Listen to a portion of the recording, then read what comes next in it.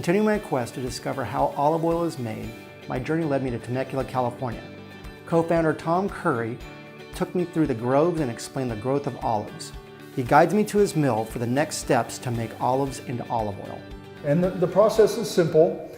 We pick the fruit, right? We bring it in here and we throw it into the crusher. Okay, so, and it goes in whole. We don't take the pits out or anything like that. The seeds, everything go right in here. The wheels will go around, and the cool thing is when you come in here, when we're crushing, is you're gonna hear the sound. It sounds like we're making popcorn. Just yeah, pop, pop, pop, pop, and that's the seeds being crushed. Okay. Then all of a sudden you're gonna get hit with this smell, and it's a smell, if you've never been in an olive mill, you've never smelled it in your life, but it's gonna make you hungry immediately. Really? It's like fresh baked bread, you know how it just makes you hungry? If you could have had the biggest meal of your life and you walk in here and smell that smell and you're just ready for bread. That's cool. It's really a cool smell. And it's kind of like if you go into a winery and you smell that fermentation smell, or a brewery, you know, you get those. It has a distinct smell. Yeah, and it hits that kind of primordial part of your brain that just makes you hungry. I'm hungry, okay. And so you'll smell that nice smell, and the seeds are important on each step of the way because here, that popping sound, just like when we're making popcorn, when it stops, we know that it's ready for the next step. We've crushed all the seeds and we've got a nice uniform paste in here. Okay. So then what we do is we open this little gate here, we reverse the wheels and paddles. This mixer slides right underneath here and we push all the paste into the mixer. It's like a big ice cream mixer. Okay. And what we're gonna do at this point is the paste is gonna be mixed around in the mixer. Those seeds that we crushed, they're very sharp. And they're poking into the cells that hold the oil, liberating all the oil. Okay. And that makes it easier for us to extract it. So we'll look into this mixer and we'll see oil pooling on the top and we know it's ready for the next step, which is we auger the paste out through an auger onto these stainless steel mats. So instead of the woven fiber mats, we have woven stainless steel. And so we end up here with like a big teppan pizza. Okay. It's glistening with olive oil. It just looks delicious. It smells great. You want to eat it, but it's still going to taste like an olive. Right. So we have to go through one more step. I'm going to take it over here to the press. And what we'll do at the press is what everyone thinks is supposed to happen over here, but we're going to get the juice out of it. Okay. So we take it over to the press. We put the mats on the press. And like you said, everything has wheels on it, so we can move that right next to the press. So it's ergonomically favorable. And so now we're stacking these teppan pizzas one on top of another. And each one weighs about a kilo, a couple pounds. So just with the mats on top of the mats, you're getting a little pressure. Sure. The juice is flowing down the sides into this tray. And then the juice runs into these super secret olive oil separators over here. And we'd show you what happens in there, but then our secret would be we'd have to kill you or something. Okay, well, I don't want that today.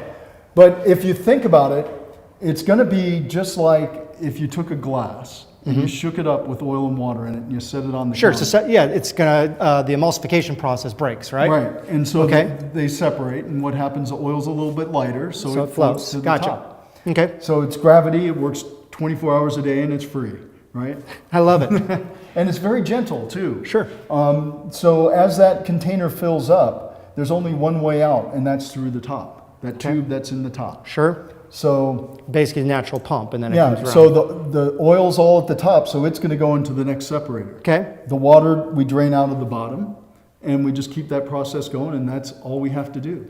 So if you came out here at harvest time, we're picking the olives in the morning. Right. We're crushing them. 2 hours, we want to get them over here, right? Yep, and usually a little bit quicker than that. Okay. It takes about 40 minutes to crush it, another about 40 minutes, 45 minutes to mix it. Then we're pressing it. So in a couple hours, the oil's coming out. About lunchtime, we can take that oil and put it on our salad or tomatoes or pizza or something like that right away.